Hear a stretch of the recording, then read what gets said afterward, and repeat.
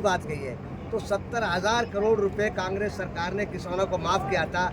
क्या आपकी सरकार ने पिछले 10 साल में किसानों का कितना माफ किया और उद्योगपतियों का कितने करोड़ माफ किया? ये बहुत बदमाश लोग हैं, इस तरह की झूठी अफवाह फैल देते कि हमने 70,000 करोड़ माफ किया। इन्हें कदे किसी के 70 पैसे भी माफ नहीं किए। और हम लोग अगर ये कहें कि इस देश में पहली बार हमने किसान सम्मान निधि के रूप में 70,000 करोड़ ने कई लाख करोड़ रुपए हिंदुस्तान के किसान के खाते में डालने हैं। अगर मैं ये कहूँ कि फसल बीमा योजना के माध्यम से ही हमने इस देश के किसानों को करोड़ों करोड़ों रुपए की एक ऐसी स्कीम लागू करके किसान को बचाया जिसके बारे में ये लोग सपने में भी नहीं सोच सकते।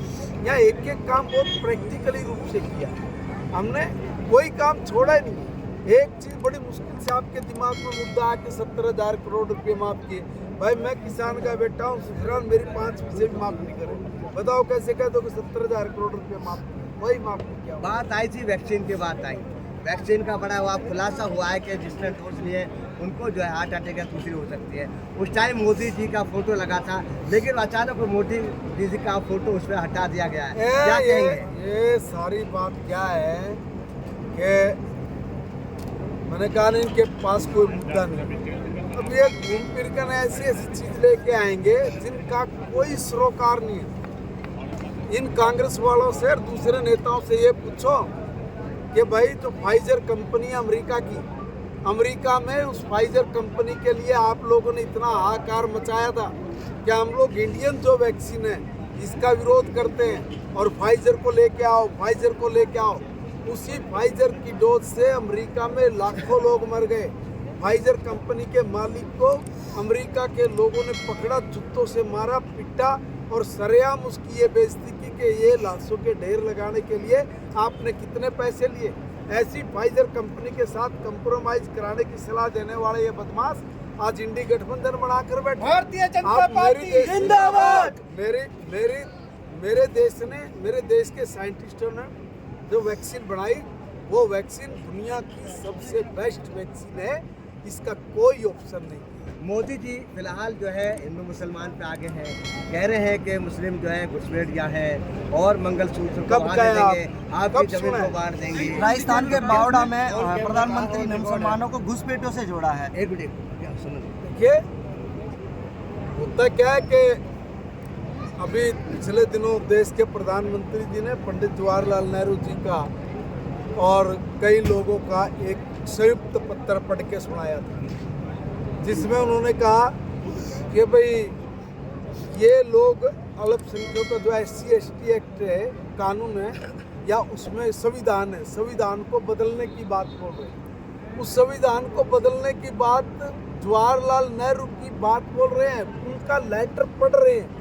उस पढ़ते हुए लेटर में जो जो चीज़ें लिख रहे हैं उसको वो बोल रहे हैं कि भाई ये चीज़ है कि संविधान को कोई नहीं बदल सकता।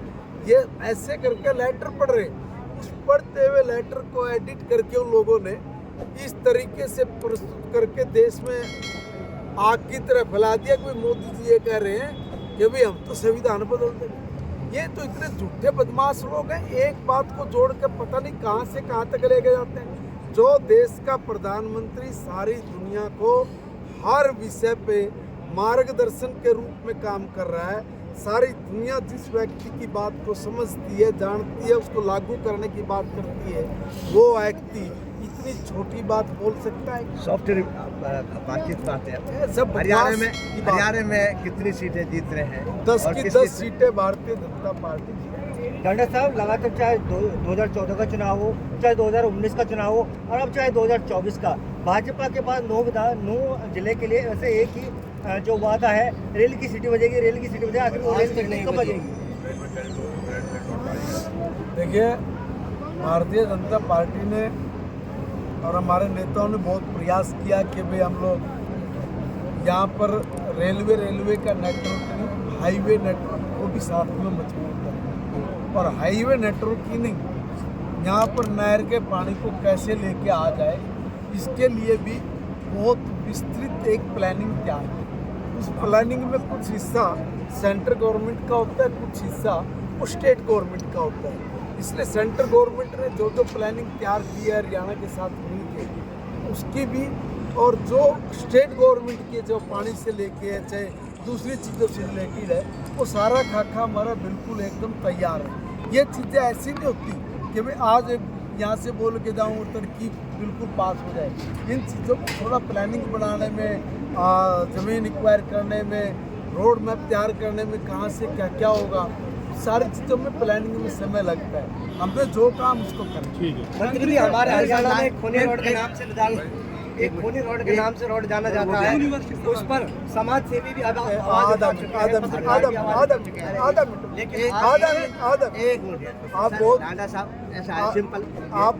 मिनट आप बहुत तेजी से बोल गए। एक बार जरा दोबारा सर, आप पंचायत मंत्री हैं, मैं उसी में सिंपल है। उसकी बात करना नहीं यार, NH 248 उसके लिए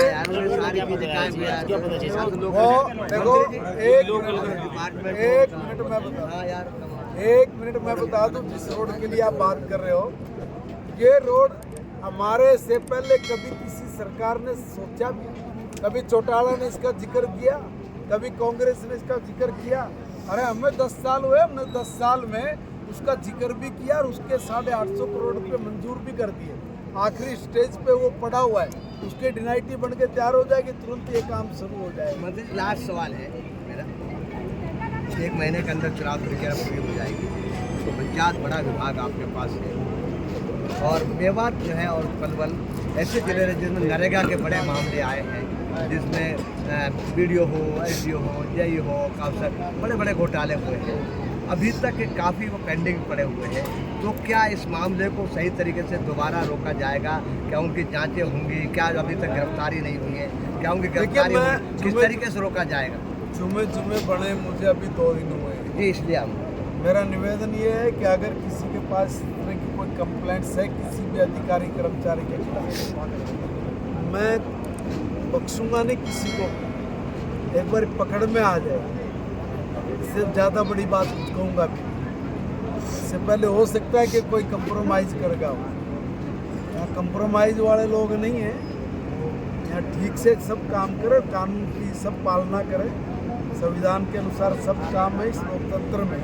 अगर कोई चोरी ठगी करेगा तो जैसे ये सारे के सारे नेता अंदर जा रहे हैं ना, ऐसे ही ये सब लोगों का भी नंबर पड़ सकता है। शुक्रिया।